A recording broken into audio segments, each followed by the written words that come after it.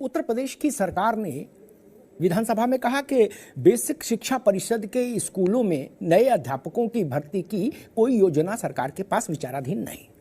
अगर आपको सालों साल भर्ती नहीं करनी, इतने ज्यादा अध्यापक हो गए हैं स्कूलों में, तो कम से कम ये बीएड, बीटीसी, टीईटी, डीएलएड, ये सब चीजें जो है ये तो बंद कर दो।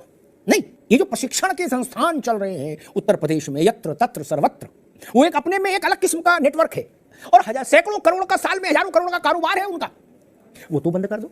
गरीब अपना खेत बेच के ट्रेनिंग तो ना करे भाई, बीटीसी, बीएड ये करे ही क्यों आदमी डीएलएड, जब उसको पता है कि भर्ती होनी नहीं, अनुपात जो है वो समानुपात है। कोई दूसरा काम करेगा, दूसरी जगह पैसा लगाए, अपना पैसा लगाए, और नहीं लगाए तो उस पैसे से कोई दुकान खोल लेगा नौजवान। नहीं, आप पहले बीएड कराइए, बीटीसी कराइए, टीईटी कराइए, दिस कराइए, दैट कराइए, और उसके बाद वो लक्ष्मण मेला मैदान में धरना दे। जैसे अगर ये तय हो कि स्टेशन पर आज पूरे दिन कोई ट्रेन नहीं आएगी, मालगाड़ी भी नहीं आएगी, रेलगाड़ी छोड़ो, तो फिर उस दिन की टिकट तो मत बांटो। टिकट क्यों बांट रहे हैं? कह दीजिए टिकट भी नहीं आज उपलब्ध है, गाड़ी है नहीं, यात्रियों को टिकट बेच दी, वो अंदर आ जाएंगे स्टेशन पर, तब क्या दृश्य बनेगा? और चाहे फिर ये आक्रोश का कारण नहीं बनेगा? ये बड़ा प्रश्न है। ये जिस ढंग के जितने प्रशिक्षण संस्थान है ना उत्तर प्रदेश में, उनमें से अधिकांश अगर आप देखेंगे ग्रास रूट लेवल पर जाकर, तो आप पाएंगे वो राजनीतिक लोगों के संरक्षण में ही फले फूले हैं। उनका एक अलग गोरख धंधा है, पूरी एक किताब उपन्यास उन पर लिख जाए जो यहाँ कारोबार है। ये तो बंद कर दीजिए स्थायी तौर पर। नहीं, 5 साल अगर आपको लगता है कि अब अध्यापक की जरूरत नहीं, 5 साल बंद कर दीजिए। मुझसे युवाओं ने पूछा कि ये भी अमिताभ जी पूछा जाना चाहिए कि 2019 से भर्ती नहीं आई, नहीं कोई, और 19 से 23 तक अध्यापक जो सेवानिवृत्त हुए उनकी भरपाई कैसे हुई? सवाल है, इसका ईमानदारी से उत्तर आना चाहिए शासन की ओर से। बंद कर दो इन स्कूलों को, टेम्परेरी नोटिस लगा दो कि भाई 5 साल बंद रहेंगे। क्या कम से कम घर मकान बेच के जो आदमी ट्रेनिंग कर रहा है उससे तो बचेगा, जब उसको धरना ही देना है लक्ष्मण मेला मैदान में बाद में। राकेश जी। सर, सबसे पहले आपका बहुत बहुत धन्यवाद, आपने इस मुद्दे को अपने चैनल के माध्यम से उठाने का प्रयास किया।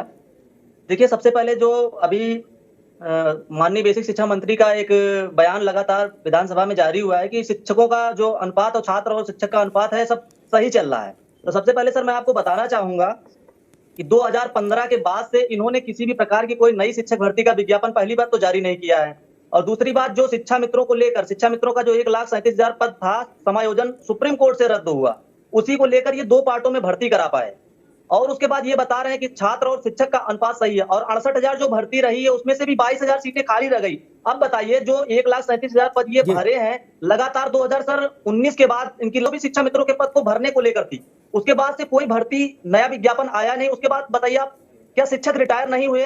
शिक्षक, बहुत सारे शिक्षक रिटायर हुए, और 2 करोड़ के करीब में नामांकन है इस समय छात्रों का, और ऊपर से ये बता रहे हैं सर छात्र और शिक्षक का अनुपात बिल्कुल बराबर चल रहा है। ठीक है राकेश जी, ठीक है, अभी हम इनको दोबारा में आएंगे। विक्रम सिंह जी,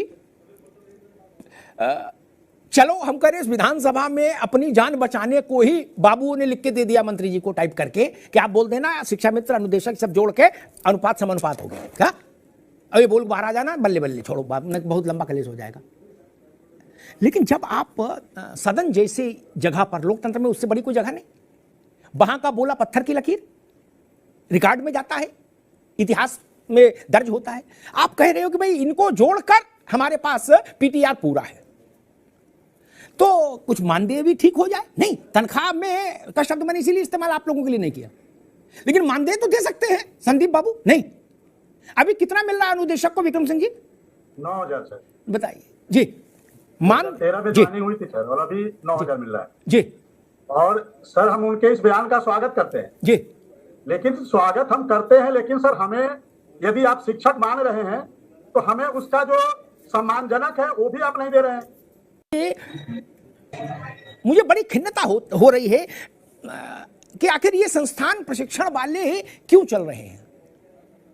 मैंने शुरुआत में कहा था, अगर आपने सुना हो, कि जब ये तय हो गया कि भाई हफ्ते भर तक स्टेशन पर कोई ट्रेन नहीं आएगी, रेलगाड़ी छोड़ो, मालगाड़ी भी नहीं आएगी, तो स्टेशन का गेट बंद करो, ताला लगाओ।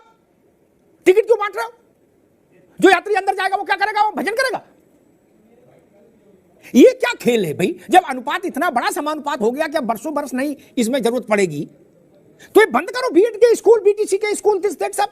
रजत, नहीं, इसमें भी पैसा जा रहा है ना युवा का। सर्वप्रथम सर आपका बहुत बहुत आभार, जो आप लगातार मुद्दा उठा करके हम सबका मुद्दे को जीवंत करते रहते हैं। और आते हैं अपने पॉइंट पर सर, कि जो आपने कहा कि जिस प्रकार से शिक्षक भर्ती ये नहीं दे रहे हैं, ये बताते रहते हैं कि अनुपात समानुपात की जो पहली है ये तो कभी सुलझेगी नहीं, क्योंकि इससे पहले जो पूर्व शिक्षा मंत्री जी थे सतीश द्विवेदी जी, वो भी ये पहली कम से कम अपने कार्यकाल में लगातार बताते रहते थे कि जो हमारा अनुपात समानुपात है ये बराबर है। उनका तो सरप्लस में भी रहता था, लेकिन उस समय लगातार हम सबके द्वारा मुद्दा उठाए जाने पर उनकी ये पहली फेल हुई और अंततः उन्होंने ये चीज का आदेश भी दिया था और लिखित आश्वासन भी दिया था कि अगली भर्ती 17,000 के विज्ञापन पर करेंगे।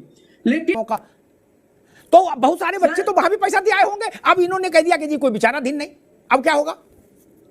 सर जिस प्रकार से जो है बच्चे भर्ती का जो जिस प्रकार बच्चों का उद्दीपक भर्ती है, उसी प्रकार से कोचिंग संस्थानों का उद्दीपक हम सब बच्चे हैं, क्योंकि जब तक उनके कोचिंग संस्थान में हम सब जैसे छात्र पढ़ने नहीं जाएंगे उनकी रोजी रोटी कैसे चलेगी। उसी प्रकार वो सब सबने दिखा करके कि आओ पहले पाओ, जिस प्रकार से कोई बहुत सारी कोचिंग संस्थाएं बताती रहती है भर्ती आ रही है तो पढ़िए, क्योंकि भाई उन्हें भी तो अपना घर परिवार चलाना है, हमको भी तो नौकरी लेकर के अपने घर परिवार को देखना। उसी प्रकार से अगर ऐसा झूठा अफवाहें ना फैलाए तो बच्चे कहाँ पढ़ने जाएंगे।